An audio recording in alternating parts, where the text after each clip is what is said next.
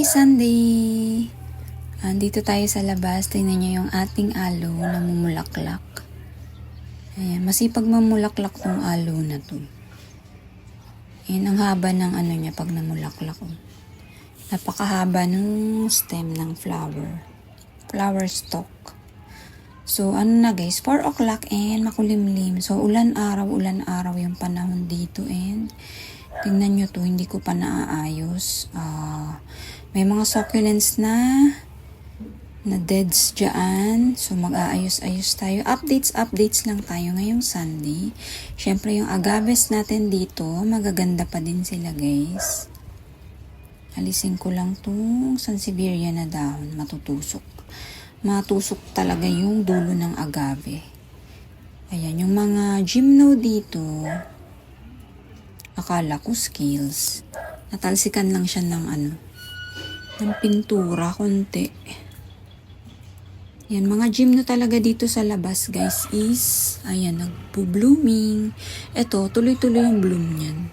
Ito, gusto ko na alisin yung baby sana. Kasi ang cute ng baby niya, pero palakihin ko na lang muna. Ang gandang LB niya. And ito rin. And ito naman sokyo na to, ayusin ko pa yan. May mga mapangit pa rin na sokyo. Ito mga agave ko dito. Maganda pa rin naman sila. Ayan. Tapos, ito guys, yung carunculated succulents ko, naglalagas talaga. So, ito yung isa. Isisilong ko na yan sa loob. Si Darlie, ang ganda na. Ito rin. May madaming dahon siya sa loob. Ayan nasagi siguro to. Ang cute ng babies niya dito guys. Ayan And may leaf propas ako ng dyan, ghost plant. Ang cute.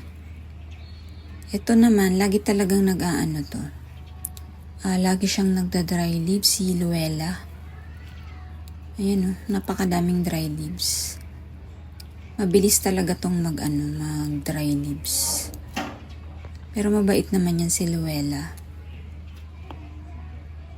Ayan, tumataba na rin siya ulit. Ang ganda ng lines niya guys. Nasa tip. Ang ganda red. Red yung mga tips niya. Ang ganda.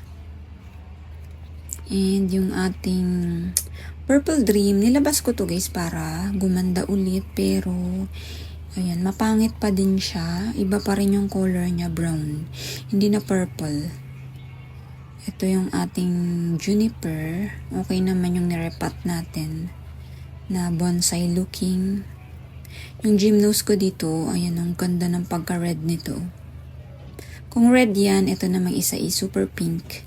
T-line to, tabingin na siya nakahabol din yan sa araw.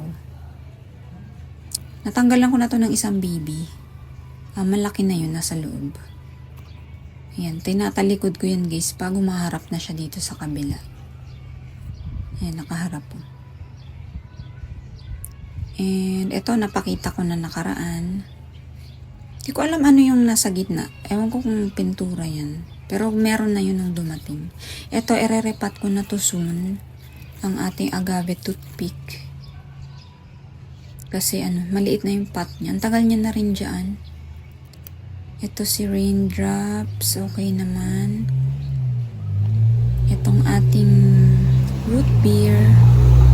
Ayan, patuloy pa rin siyang nag-aanak. Napakaraming anak. Ayan, dito lang tayo mag-update guys sa labas.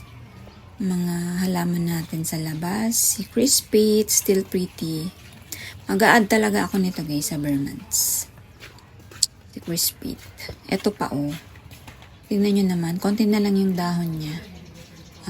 Yung naglalagas talaga yung aking carunculated succulents ngayon. Ayan, nakakasad. And itong aking cheesecake, ayan may sunburns siya. Pero nasa old leaf yung sunburn, yung gitna wala. Ayan Ayan, nilabas ko yung aking isang euphorbia. Ayan, nilabas ko siya. Kasi yung new growth niya, ayan light nagla-light green. So, para tuloy-tuloy yung ganyong color.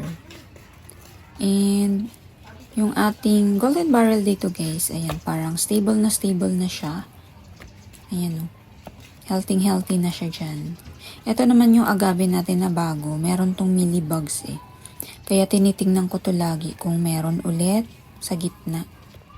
So far wala na. Ayan. Dito naman, medyo naglalagas din yung aking variegated jadelet. Pero, okay pa rin. Marami pa rin naman siyang dahon. Ano, mabait din to eh. Napakabait. Ito guys, tignan nyo naman si dugong. Naglalagas din siya guys. And ang pangit niya na. Bakit ganon?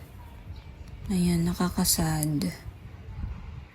Yung mga kulot-kulot ko, pumapangit sila ngayon.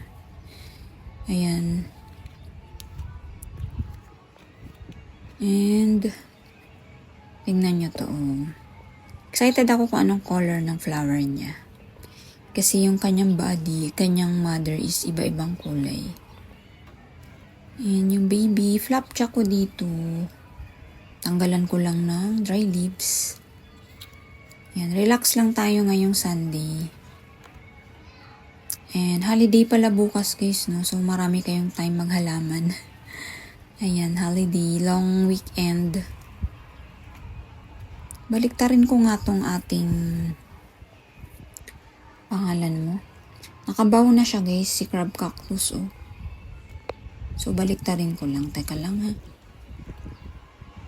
Ayan, nakaano na siya sa araw. Nakabaling na siya dito sa kabila. Ayan. Para naman baka mahulog na siya eh. Ang cute ng new leaf niya guys, tingnan nyo. Ng ating Francoisie. Ang ganda ng pagka-red nung gilid oh. Kita nyo ba? Ang liit pa kasi. Paka-pretty.